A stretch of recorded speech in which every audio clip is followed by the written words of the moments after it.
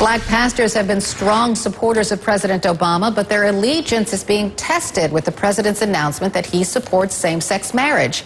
As CNN's Athena Jones reports, the issue was raised in many Sunday sermons.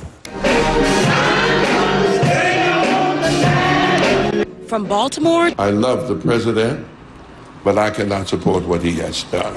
To Atlanta, I'm not mad with the president. To New York. It's no one's business. It's only the couple's involvement.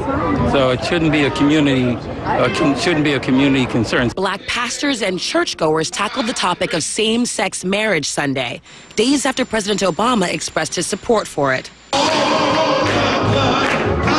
At Shiloh Baptist Church in Washington, where the Obamas celebrated Easter last year, Reverend Wallace Charles Smith believes the president got it wrong.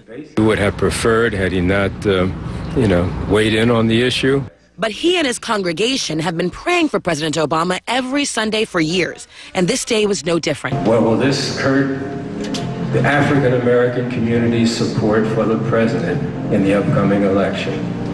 Well, I would hope not. We've got some larger challenges that we've got to struggle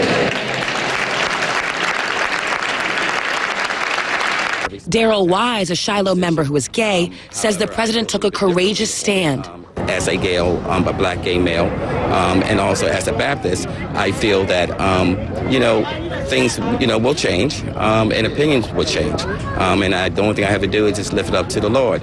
While African Americans have been a strong base of support for the president, polls show they are more likely than whites to oppose same-sex marriage. That opposition has softened in recent years.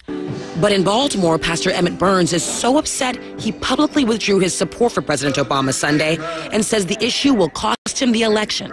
People I know, people come up to me, are saying that they don't support this, they don't like this, they're disappointed with the president, and they plan to stay home. I don't plan to vote for Romney, for sure. Right now, I plan to stay home. Burns, who is also a Maryland legislator, is leading a petition drive to force a public vote on a new state law legalizing same-sex marriages.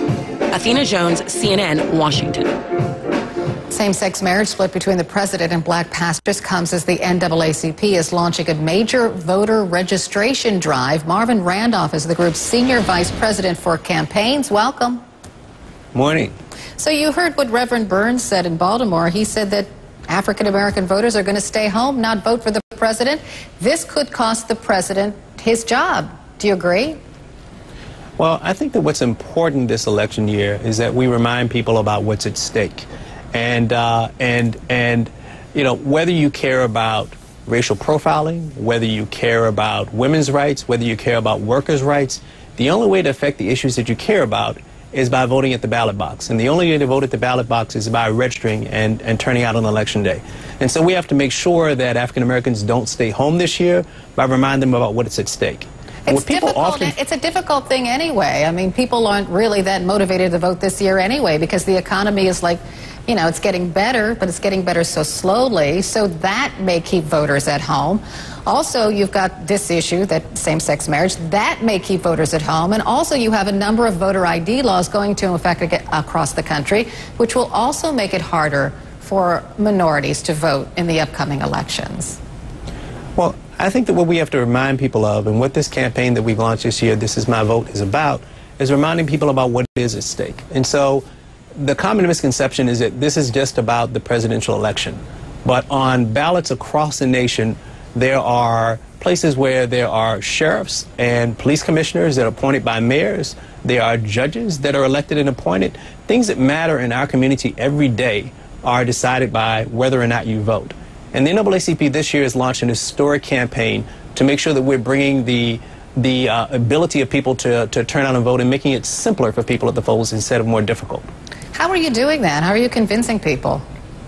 Well, what's unique about this campaign is that we are blending the deep, broad set of activists across the nation with 21st century campaign technology.